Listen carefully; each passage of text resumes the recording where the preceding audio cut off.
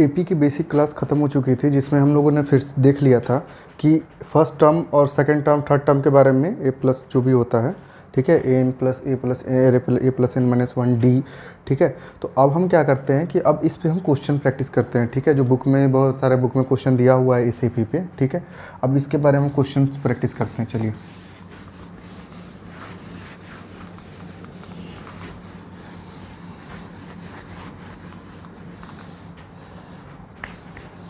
तो हम लोगों ने देखा कि एपी का जो टर्म लिखा रहा था, ठीक है, वो जैसे एक कम करके लिखा रहा था। जैसे मैंने A16 लिखा, तो इसे मैंने क्या लिखा, A प्लस 15D, ठीक है। 16 टर्म, ए मेरा टर्म पहला, और 15 मैंने क्रॉस करके ही तो 16 पहुंचा, ठीक है।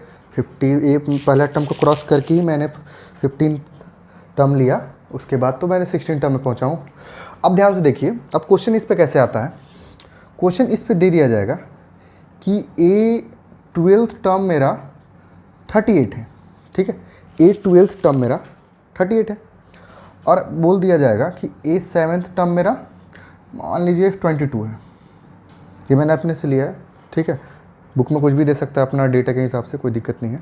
तो इस टाइप के क्वेश्चंस को इसमें इंग्लिश में लिखा रहता है कि A12 टर्म इज़ 38 और एंड A17 टर्म मीन्स मतलब 7 टर्म डायरेक्ट लिखा रहेगा कि 7 टर्म जो है मेरा 22 है।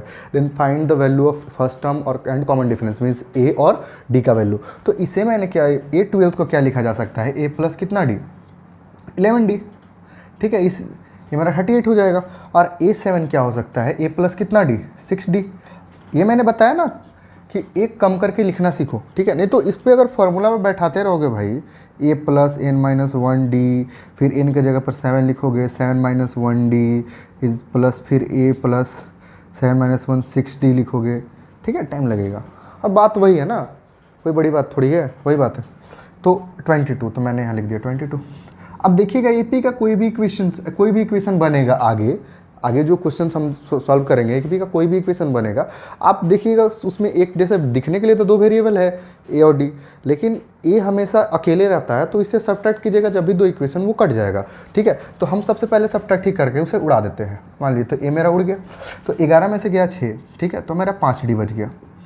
अब 38 में से गया मेरा 22, ठीक है, तो 8 में से 2 गया 6 और 3 में से 2 गया तो बचा 1।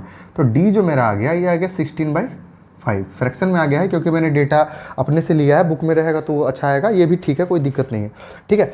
अब मेरा डी आ गया, ठीक है। तो अब इस डी को कहीं भी हम पुट कर सकते हैं। जैसे मेरा पहला इक्वेशन ये था a प्लस 11, डी के जगह पर मैंने 16/5 रख दिया, ठीक है। तो ये मेरा क्या हो गया 38। तो a इज इक्वल टू क्या हो जाएगा 16 इंटू 11, 671, ठीक है। 16 इंटू 11 हो गया 671/5 इज इक्वल टू 38। अब a इज इक्वल टू क्या हो जाएगा 38 माइनस 16176/5। अब एलसीएम लेके इसको हम लोग आराम से सॉल्व कर सकते हैं कि 5 का एलसीएम 5 हो गया और 38 5 जो 190, ठीक है ना, 190 हो गया और माइनस 176। तो मेरा पहला टर्म जो है वो शायद 14/5 आ गया। मेरा पहला टर्म क्या आ गया 14/5, ठीक है। तो आप देख सकते हैं कि ये क्वेश्चन जो है वो जनरली ये तो लैंग्वेज में लिखा हुआ रहता है, मैंने अपने हाथ से मतलब आराम से सॉल्व सिर्फ क्या कहता है गिवन मैंने ले लिया है, ठीक है। ये लैंग्वेज में लिखा रहेगा A12 टर्म A13 टर्म, ठीक है, इस टाइप से क्वेश्चन रहेगा और दोनों का वैल्यू दिया रहेगा। तो आप इसे इस तरह से तोड़ दीजिएगा, ए प्लस इतना डी, जैसे 12D था तो मैंने 11D रख दिया, 23D रहता तो आपने 22D रख देना था, ठीक है। तो इस तरह से क्वेश्चन आप सॉल्व कर सकते थे। पहला मैंने बताया कि एपी का कभी भी दो इक्वेशन बनेगा, सबसे पहले हम लोग घटा देंगे, उससे क्या होगा कि हमारा जो ए है, जो डबल वेरिएबल दिख रहा है, वो खत्म हो जाएगा, ठीक है। अब चलते हैं इससे रिलेटेड और सारे सवाल के बाद में, जो फर्स्ट टर्म सेकेंड टर्म जिस लिखा हुआ है उसी के बारे में, ठीक है। अब हमको बोला गया कि मान लीजिए एक क्वेश्चन ये दे दिया गया जो कि जनरली दिया जाता है कि मेरा 7th टर्म है, इसमें लिखा गया है कि एक्सीड बाई 10, जैसे बोला है कि term 7th term is exceed by 10 term by 14 15 and other things. तो बोला गया कि 7th टर्म जो है वो 10th टर्म से, ठीक है, या 10th टर्म जो है वो 7th टर्म से 10 ज़्यादा है या 14 ज़्यादा है, ठीक है। तो कभी भी एक्सीड का बात है तो that is a difference between their terms, ठीक है। अगर 7th टर्म का बात हो रहा है और 10th टर्म का बात हो रहा है कि कोई ये 10th टर्म जो है 7th टर्म से 15 बड़ा है, तो हम समझ सकते हैं कि भाई दोनों को घटा के ही तो आया होगा ना वो 15, ठीक है। तो हम यहाँ से उस टाइप के क्वेश्चन के बारे में हम देखिए, मैं क्वेश्चन लिख नहीं रहा हूँ, वो क्वेश्चन मैं वर्बली बता दे रहा हूँ एज ए गिवन कि ठीक है, जाकि जब आप क्वेश्चन सॉल्व करने जाएंगे तो वो सब क्वेश्चन आपको मिलेगा, ठीक है। तो अगर कोई भी टर्म एक्सीड बाई हुआ या मोर देन, जैसे 50 कोई फर्स्ट टर्म जो है वो 15 more than the 7th term है, ठीक है, एक ही बात है, एक्सीड बाई बोल दे या उधर से मोर देन बात बोल दे, घुमा के बोलता है, ठीक है। लेकिन दोनों में क्या होता है कि हम लोग देख रहे हैं कि कोई भी चीज़ किसी भी चीज़ से बढ़ा है तो पता कैसे चलेगा, घटा के ही ना, तो घटा के पता चलेगा। तो अगर हम बात करें कि A7th टर्म जो है वो उसमें अगर मान लीजिए 14 जोड़ दिया जाए तो हमको 10 टर्म मिलता है। क्वेश्चन इस तरह बोले A7 term exceed by 14 then it's A10 term, या बहुत सारे तरीके हैं क्वेश्चन बोलने के, जैसे मन वैसे बोला जा सकता है। मैं बस इतना बताना चाहता हूँ कि किसी भी दो टर्म के बारे में जब क्वेश्चन डिफाइन कर रहा हो कि एक्सीड बाई या मोर देन, ठीक है, तो हम लोगों को दोनों टर्म का डायरेक्ट डिफरेंस लेना है, ऐसा डायरेक्टली सॉल्व हो जाता है। जैसे एक क्वेश्चन मैंने ले लिया कि ए टर्म जो है और A7th टर्म, ठीक है, A10 term exceed by A7 term, A7 means 7th term direct लिखा हुआ रहेगा क्वेश्चन में। क्वेश्चन नहीं लिखने पे इतना बहस करना पड़ रहा है, डायरेक्ट लिख के आराम से सॉल्व हो जा सकता था, लेकिन कोई बात नहीं, आपको आसानी पड़ेगी जब आप क्वेश्चन बनाएंगे। A10 टर्म में मैंने A7 टर्म घटाया तो हमें 14 बचा। अब A10 को आप A10 की नज़र से ना देखें, ये A+9D लिखा हुआ है, मतलब लिखा नहीं हुआ है, A10 को मैंने तोड़ दिया A+9D में। अब माइनस को माइनस, A7 टर्म टूटेगा A+6D। अभी जस्ट मैंने बताया था कि एक कम हो जाता है, एक कम करके D लिखते हैं, ठीक है। ये मेरा क्या बना 14। अब जब ये सॉल्व होगा तो A+9D minus A plus minus minus 6D is equal to 14, ठीक है। तो यहाँ से A कैंसिल हो गया, 9 में से 6 गया तो बचा 3D इक्वल टू 14। तो मेरा D जो है वो आ गया 14/3। इसमें जनरली डिफरेंस ही पूछता है, इस टाइप का जब क्वेश्चन रहेगा एक्सीड बाय या मोर देन, तो जनरली डिफरेंस ही पूछता है, ठीक है, कि जो डिफरेंस है वो कितने का डिफरेंस है। अब देखिए, इस क्वेश्चन को हम लोग डायरेक्टली भी कर सकते हैं, जब हम क्वेश्चन 1 नंबर का 1 मार्क्स क्वेश्चन जो हमको आएगा कि भाई एक्सीड बाई या मोर देन, तो उस क्वेश्चन को हम लोग कैसे सॉल्व करेंगे कि हम देखेंगे कि A टर्म और A7 टर्म, अब बताओ भैया कोई भी टर्म का डिफरेंस जो बनता है वो क्यों बनता है। जैसे मैंने सीरीज़ लिखा था 2 4 6 8 10, तो जो मैंने फर्स्ट टर्म और 10th टर्म के बीच में जो डिफरेंस आया था वो डिफरेंस बनाया कौन था, कॉमन डिफरेंस जो बढ़ते गया, एक स्टेप 2 टर्म 3 टर्म क्रॉस करते करते वही कॉमन डिफरेंस ने वो बनाया डिफरेंस। आप समझ नहीं रहे, देखिए एक बात, जैसे 3 लिखा मैंने, 6 लिखा, 9 लिखा, 12 लिखा, ठीक है, और यहाँ तक मैंने 21 लिख दिया। ये मैंने एक AP लिखी है, ठीक है। अगर मैं कहूँ कि सेकेंड टर्म और ये मेरा 7th टर्म है, ठीक है, ये मेरा मान लीजिए सेकेंड टर्म है और ये मेरा 7th टर्म है, ठीक है, इन दोनों के बीच का डिफरेंस 15 है, ठीक है। इसी क्वेश्चन को मैं एज अ मतलब एक AP लिख के ही दिखा देता हूँ। AP जो है मतलब आप इसको अगर सीरीज़ बना के पढ़ें, ठीक है, फील करके, तो काफ़ी आसान आपको लगेगा, कोई इसमें बड़ी बात नहीं होती है।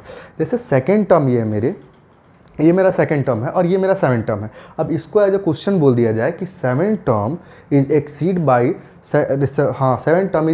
द सेकेंड टर्म बाई, दोनों का डिफरेंस 15 है, ठीक है, बाई 15, ठीक है। तो आप फिर लिखिएगा कि A7 minus A2 is equal to 15, फिर यहाँ से A7 की जगह पर पुट कीजिएगा कि A+6D A+D वगैरह वगैरह पुट कीजिएगा। लेकिन अगर आप जनरली देखें, ठीक है, आप सिंपली देखें कि कोई भी टर्म जो है, पहला टर्म 8वां टर्म, जो डिफरेंस आ रहा है वो बना कौन रहा है, कॉमन डिफरेंस, ठीक है। और वो कॉमन डिफरेंस कितना हो रहा है, तो जितना सारा टर्म्स बीच में हम क्रॉस किए हैं, ठीक है। आप सोच रहे होंगे कि मैं इतना बहस क्यों कर रहा हूँ एक छोटा सा क्वेश्चन को लेके।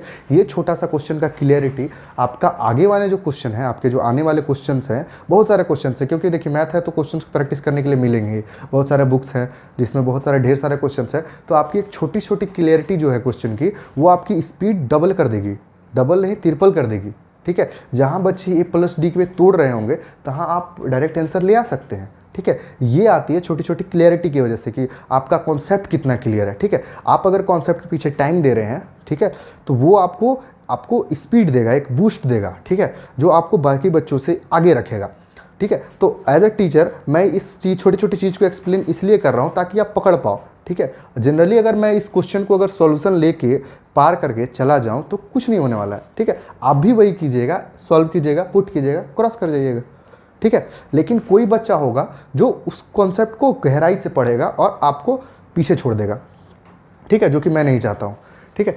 अब देखिएगा ध्यान से, मैं इसी क्वेश्चन को अलग तरीके से बताता हूँ फिर से कि मतलब सेकेंड टर्म और सेवन टर्म का डिफरेंस उसने बताया कि 15 है, और मैं क्या बता रहा हूँ कि सेवन टर्म तक जाने में हमको क्या क्रॉस करना पड़ा। बीच में तो डिफरेंस ही था ना, कॉमन डिफरेंस 3 3 3 कितनी बार था, तो पता चला कि सेकेंड टर्म से हमने 7 डिफरेंस गया, सेकेंड टर्म से मैं गया 7 तक, ठीक है।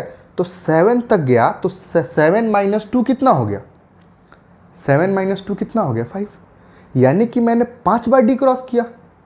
अब सिंपल सी बात है, मैं शुरू से करता तो 7 हो जाता ना, फर्स्ट टर्म सेकंड टर्म करते 7 हो जाता। अब कितना बार डी क्रॉस किया वो कहते हैं कैसे पता चलेगा कि कहाँ से कहाँ तक गए। मैं दूसरा से 7वां तक गया, कोई भी मान लीजिए 2 से 2 मतलब कोई 2 जगह है जब मतलब 2 यूनिट है, 2 से 7 यूनिट तक गया, तो बीच में कितना सारा डिफरेंस गया, 5, घटा के ही निकलता। तो 7 से 5 गया, यानी कि मैंने कितना डिफरेंस क्रॉस किया, 5 डिफरेंस क्रॉस किया। और उसी 5 डिफरेंस का वैल्यू क्या बन के आ गया, 15। ये मैंने 1 मार्क्स के लिए क्वेश्चन बना रहा हूँ, जो एमसीक्यू में क्वेश्चंस आते हैं या आप प्रैक्टिस के लिए क्वेश्चन अगर बना रहे हो तो आप इस तरीके से आसानी से बना सकते हैं। अब ध्यान से देखिएगा, तो ये डायरेक्ट 5 1 5, 5 3 15, तो डी का वैल्यू मेरा 3 आ गया। एक वो मैंने पहले ही बोला कि एक्सीड और मोर देन में जब क्वेश्चन आते हैं तो ज़्यादा उसमें डी पूछा जाता है कि भाई कॉमन डिफरेंस क्या था, ठीक है। इस तरह से डायरेक्ट बना जा सकता है। अब इसी क्वेश्चन को मैं इस तरीके से फिर से बना के देखता हूँ, भाई कॉमन जो डिफरेंस मेरा आया दोनों टर्म का वो 15 आया ना, क्यों आया, क्योंकि मैं 7 टर्म से चला गया 10 टर्म के पास, तो कितना डिफरेंस क्रॉस किया, 3। तो मैं यहाँ से डायरेक्ट लिख सकता था ना 3D = 14, जो मैंने यहाँ लिखा। अगर मेरा कॉमन सेंस काम कर रहा है, ठीक है, अगर सीरीज़ मेरे दिमाग में है कि कैसे मैं क्रॉस कर रहा हूँ, कौन ए है, कहाँ पे डी है, ठीक है, तो डायरेक्ट हम यहाँ से लिख सकते थे कि मैंने 3D क्रॉस किया और 3D का मतलब 14 दिया हुआ है, तो 3D का 14 दिया हुआ है, तो D का क्या हो गया, 14/3 ना, 14/3 हो गया। तो ऐसे डायरेक्ट मैंने आंसर निकाल दिया, ठीक है। अब इस छोटे से क्वेश्चन के पीछे हमने इतना सारा बहस किया, कोई बात नहीं। चलो अब नेक्स्ट क्वेश्चन अगर देखा जाए और क्वेश्चन देखा जाए तो इस पे जनरली इसी टाइप का क्वेश्चन आता है। कभी कभी कोई एपी दे देगा, उसमें बोलेगा कि इसमें इतना जोड़ने पे कोई और एपी आ जाता है, ठीक है। तो उस टाइप के क्वेश्चन भी बुक में होंगे, बुक देखना पड़ जाएगा फिर।